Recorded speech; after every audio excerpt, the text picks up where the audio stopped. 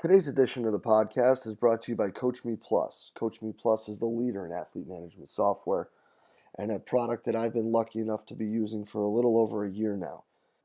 Only rivaled by the impeccable customer service that Kevin and his staff provides, Coach Me Plus's ability to constantly be amoeba-like in their ability to mold and matriculate what you're trying to get across and bring together is absolutely fantastic.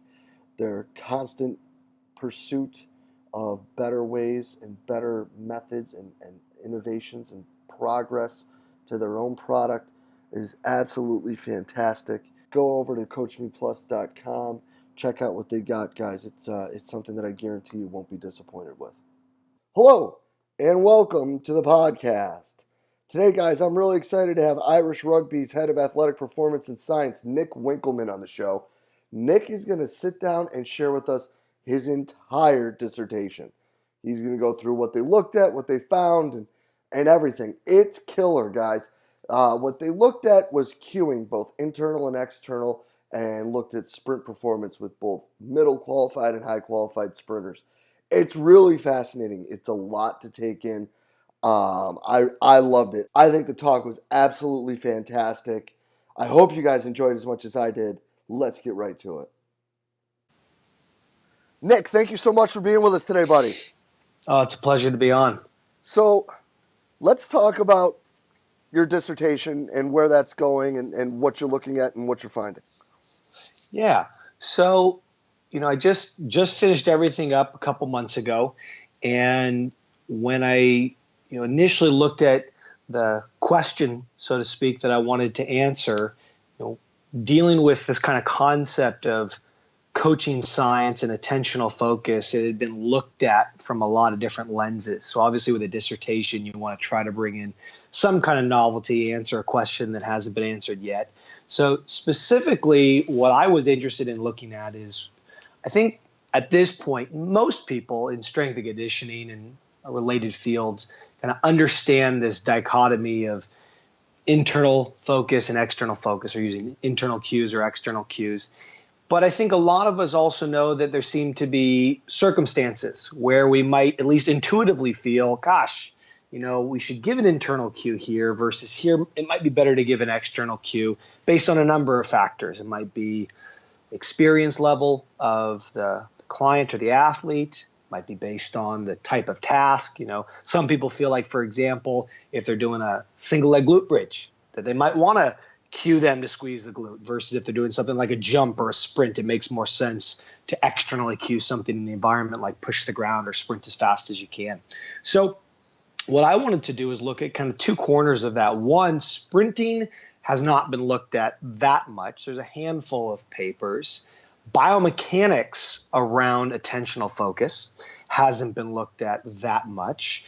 And experience level and how experience level interacts with the type of cues you're giving someone, that hasn't been looked at too much. So my studies kind of looked at all three of those facets. So at a high level, what we did is we took one group of soccer players. These were collegiate male soccer players. And then we took another group that you could consider highly experienced sprinters.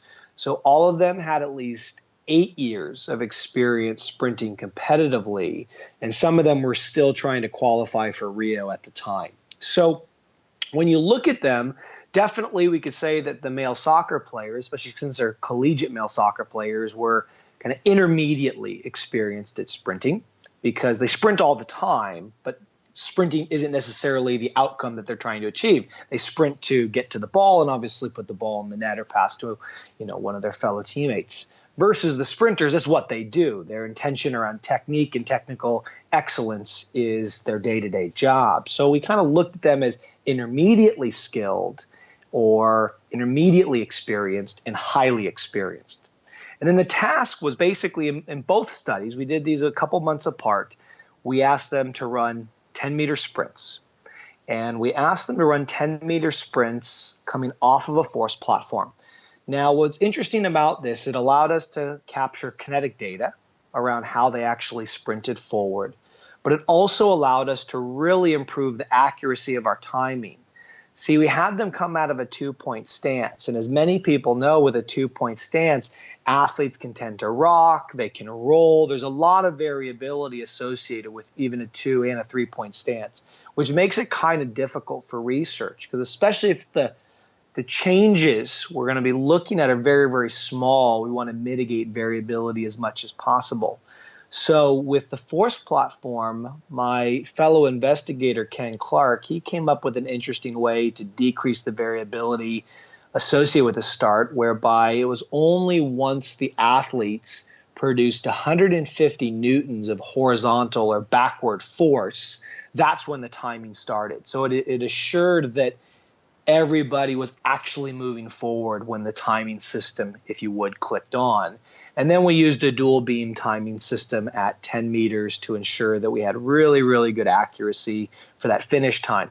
And it's also important to note that we were working on a 20-meter lane, so they had an additional 10 meters to slow down. That's important because we knew we wanted them to actually run as fast as they can with no apprehension about slowing down. So that was the actual task. It was very simple. We had kinetics on start, and we had timing data for the 10 meters. Now, what were the conditions? Well, we used a within-subject design. So for coaches out there who aren't familiar with research, basically each athlete sprinted under 3 different conditions. So imagine you're coaching someone and you changed your cues 3 times throughout the training session. That's analogous to what fundamentally we did. And that allows us to basically see for that given individual which type of cueing works best. So under one condition, we simply told them to perform to the best of their ability. They had been given prior instruction. They knew the goal was to run as fast as they can, and the reminder was simply one to perform to the best of your ability. We called that the control condition because basically that was the condition where we allow them to run mentally under their own devices, but nonetheless as fast as they can. The other 2 conditions were your internal focus and your external focus. The internal focus condition, they were told to focus on driving their legs back as explosively as they can. And the external focus condition was focus on driving the ground back as explosively as you can. So you can see with those 2 cues, the only difference was ground versus leg. It's important to note in all 3 of those conditions, the cues were given to them no more than 60 seconds prior to them running, and they were given a reminder moments before they actually sprinted forward. So we really tried to make sure that they knew that this was top of mind, that they were meant to focus on it throughout the entire sprint. And again, they were given prior basic instruction that the outcome of the skill was to run as fast as they can. Now, from a research perspective, all of these conditions were counterbalanced. So some of the people did internal first, some of the people did external first, and then vice versa for the second and the third condition. They did 2 repetitions of each, and they had about 5 minutes of rest in between each set of conditions. Now, we also ran basic statistics on the first repetition and the last repetition to ensure there was no fatigue.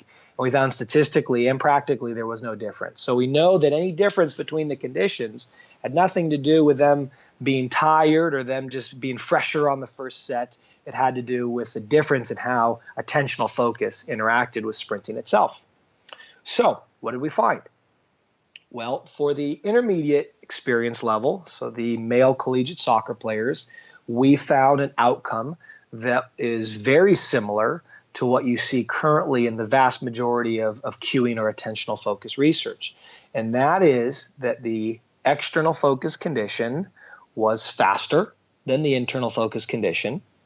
Also found the control condition, where they were just told to run under their own devices, was faster than the internal focus condition. And there was no difference between the external focus and the control. Now, we see this quite a bit in the literature that brings in experienced individuals. And what I mean by that is with soccer players, while their sole intent obviously isn't to sprint like a sprinter, they still have to sprint as fast as they can oftentimes. So the robustness, if you would, of that sprinting motor program is going to be higher than a novice that doesn't have any utility to sprint in their day-to-day life, which means that control condition where they're sprinting under their own devices is already fairly well developed. It doesn't mean it can't get better, but in the context of a single acute setting, it was at least as good as giving them an external focus. Now, why might that be? Well, let's think of the current research on acceleration. The current research on acceleration suggests that horizontal force production is pretty important to running fast. So imagine if you're now a soccer player that's made your way to college soccer, you probably have a certain threshold of speed. And we know that especially over 10 meters, you got to be pretty fast in soccer. So in doing so, naturally, you would have learned to optimize horizontal force production if you wanted to get better at clearing that 0 to 10 meter type zone.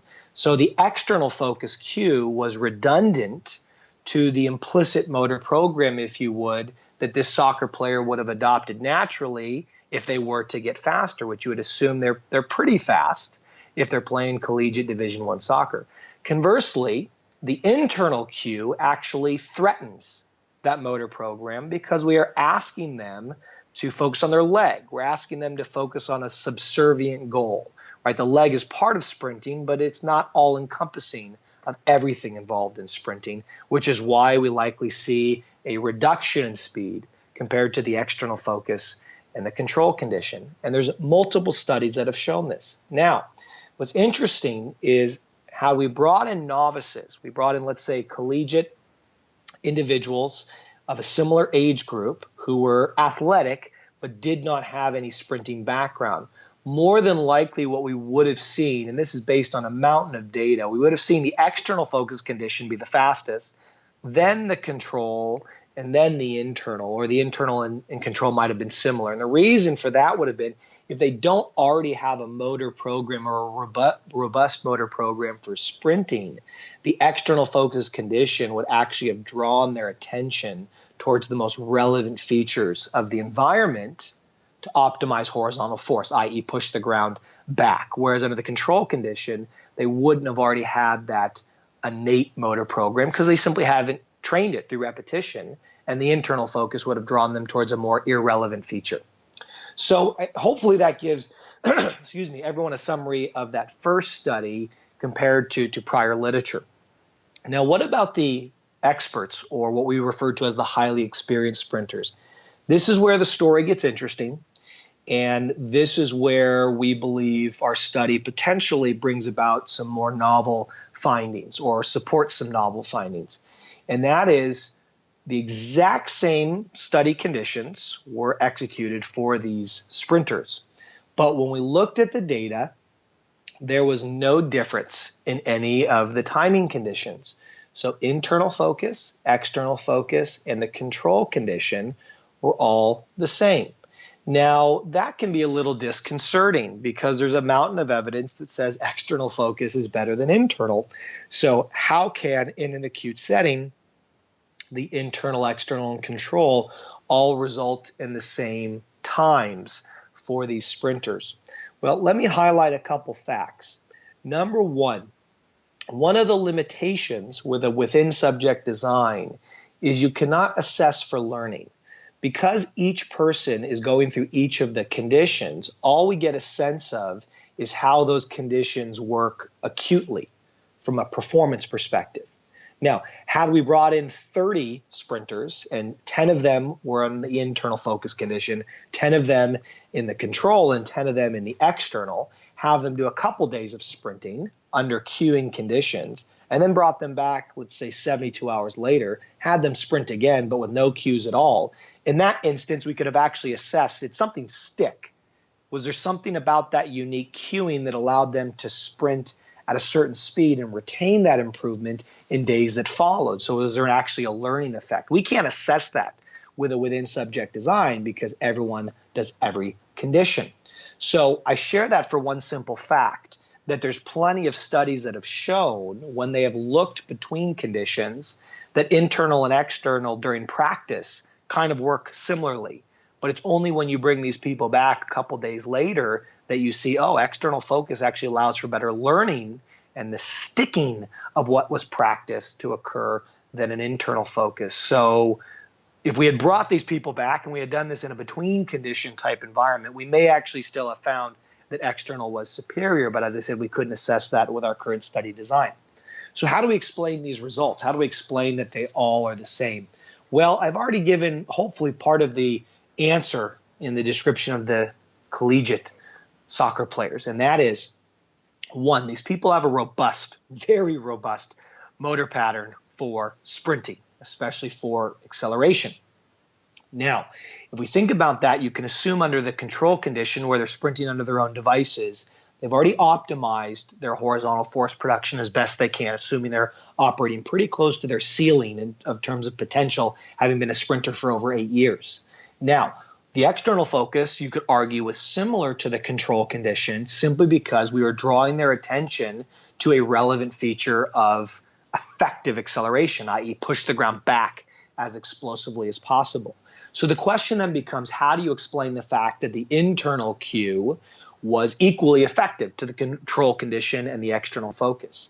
Well, this is where you have to start getting into linguistics and how information is processed, and how information is processed differentially between someone exposed to information for the first time versus someone exposed to information for the 1,000th time, for example.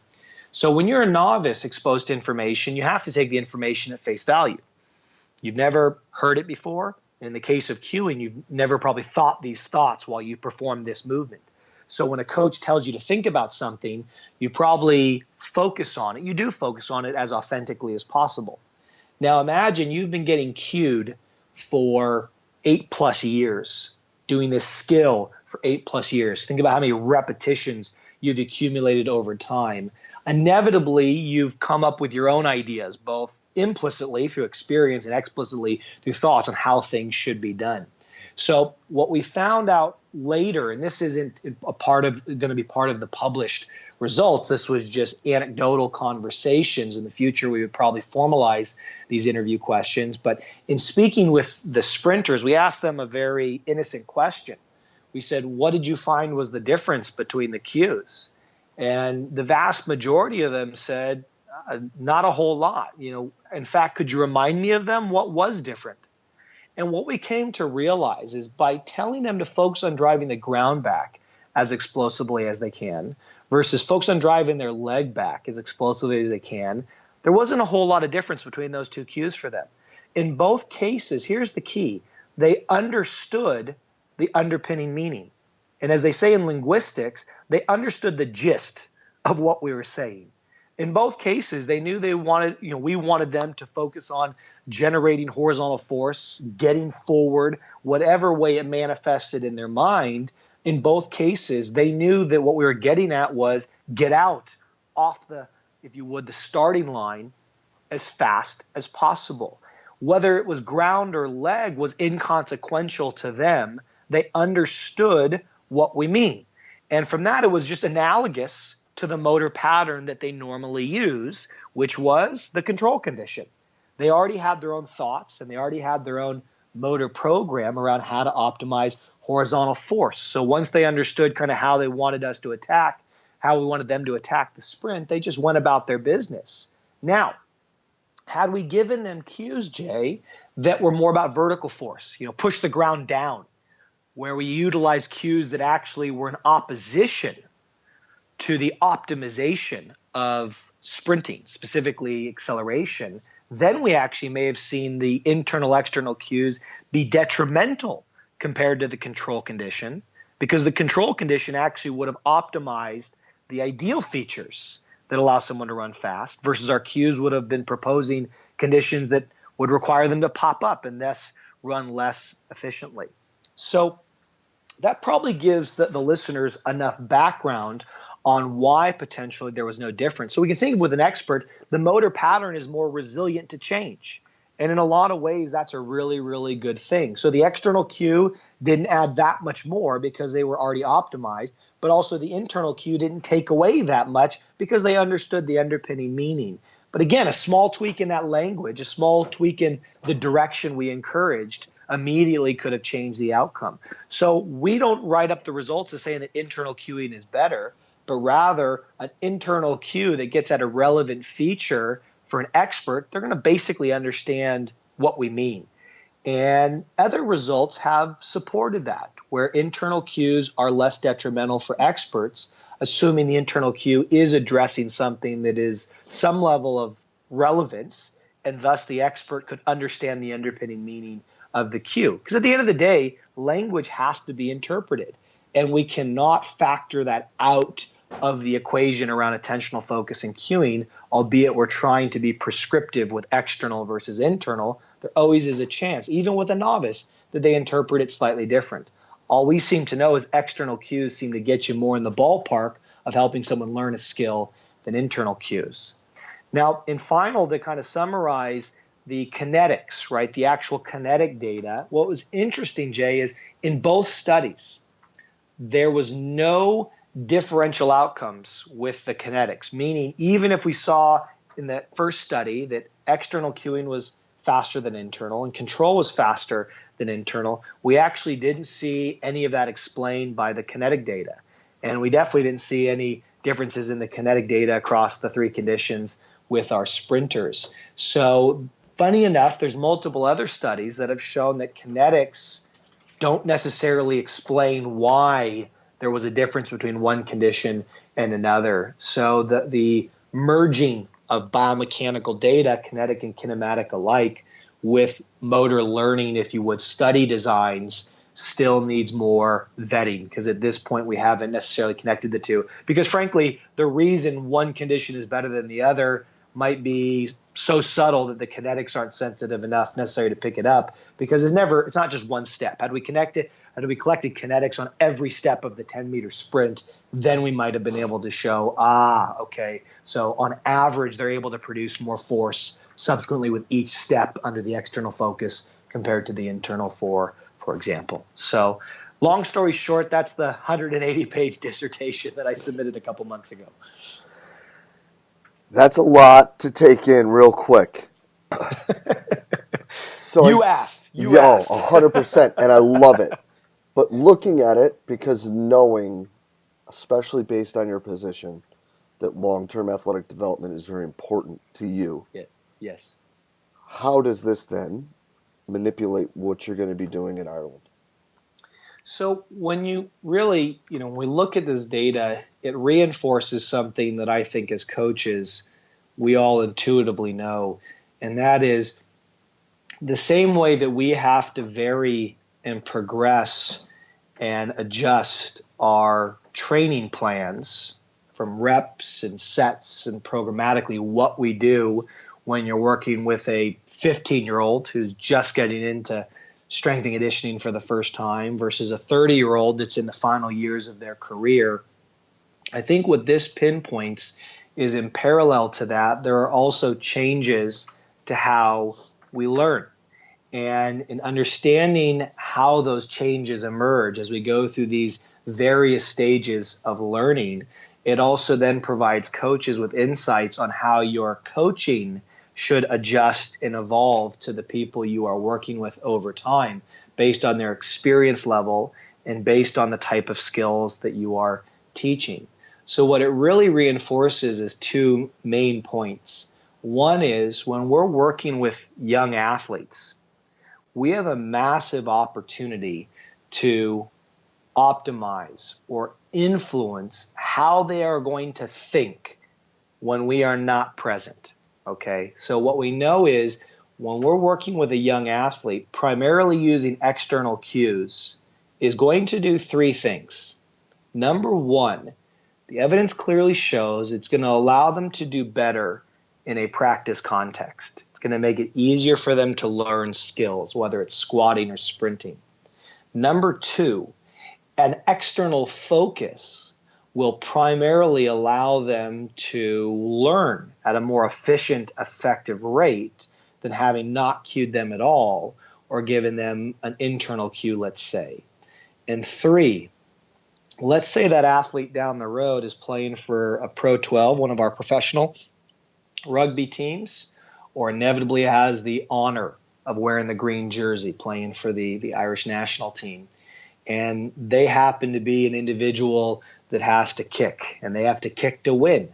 Well, let's think about that moment being high pressure, high stress. And let's say that stress starts to get to this person. Well, if all they have ever heard was externally oriented cues in their physical development, and let's say in their rugby development, So all they're used to thinking about is where they strike the ball, the trajectory of the ball, the end point of the ball, the environment, right? How the ground feels, all these things that are around them. These are all going to be healthy thoughts, effective thoughts when it comes to kicking under pressure, for example, or sprinting and having a line break, exploiting space under pressure. Conversely, if you've been coached for the last 8 to 10 years of your life with internal cues primarily, and now you go back to those, okay, I need to bend my knee at this point. I need to look up at this point. I need to rotate through. And we start deconstructing the movement step by step. What we know is internal cueing can lead to choking in competition. So not only do external cues set them up for the here, the now, and the future when it comes to skill learning and performance, it also acts as a cognitive protective mechanism over choking. And with that, as this person gains experience, what we also know is we want to continue to use external cues. But more importantly, we want to start to give that athlete headspace. So we want to fade the amount of cueing we give over time. So when I'm working with our elite rugby sevens girls, I'm probably not giving them as many cues during a given sprint session as I would their 15-year-old counterparts who are just getting going. Because to drive implicit learning, to drive learning in the absence of a coach, which frankly is the expression of any sport, we have to give them time to express the skill and get intrinsic feedback about that expression without our words, and trust the fact that they've been doing it long enough that we can start to fade ourselves out of the picture and put them in the driver's seat. So I think really, if I was just to pinpoint how my study affects or reinforces my thinking relative to my current position, that would be probably a fair summary of how I would apply it. That's absolutely fantastic, and brings up some really interesting and different points, because again, I think that the best one is that at the end of the day they have to learn to do it on their own. 100%. I mean, we've all said to a team, yeah, I'm not going to be the guy out there making the decision when the game's on the line. 100%, yeah. And I think that the external cueing from the get-go is something that a lot of people can do better. So I think that this is some really awesome stuff, and I look forward to seeing the paper, man. Yeah, it's submitted. It's under review, so hopefully it gets the nod sooner than later. Yeah, no, I bet, and if it's 180 pages, I'm sure that wasn't done in a weekend. The paper won't be. Yeah. Jay. The paper's a little bit shorter, but inevitably I will make my dissertation available for people who are gluttons for pain and want to read it. So, well, there's plenty of us, man. But yeah. Listen, that's absolutely fantastic and killer stuff, and I can't thank you enough for taking some time to be with us here this morning, buddy. There's a ton in here, and I hope people can peel it out, because at the end of the day, if they're not learning, they're not getting better. No, yeah, absolutely. And, out of necessity, the world I lived in with the 6 to 8 weeks to help collegiate athletes get ready for the combine, you really could only put so much mass and so much strength in these guys. It really was about optimization of the raw materials they already had, which at the end of the day is the essence of helping someone to learn to get better with what's available to them. Yeah, no doubt, man. But listen, I can't thank you enough for being on with us today. We'll be in touch real soon, man. Appreciate your time. Yeah, thank you. It's a pleasure. And a huge thanks to Nick Winkelman for taking the time out to share with us today. Guys, just a ton of information. And obviously, cueing is so important when it comes to teaching our athletes and getting them to perform at a high level. So, understanding the effects of the internal, the external cues, both in performance and then how they relate to choking later in their careers. It's really fascinating stuff. Guys, as always, if you enjoyed the conversation, please share it through the social media outlet of your choice. Facebook, Twitter, Instagram, whatever it may be. Help us spread the word. Help us get the good information out to the great coaches out there. Guys, we appreciate everything you do for us here at Central Virginia Sport Performance. We'll be back next week with another awesome guest. We will see you then.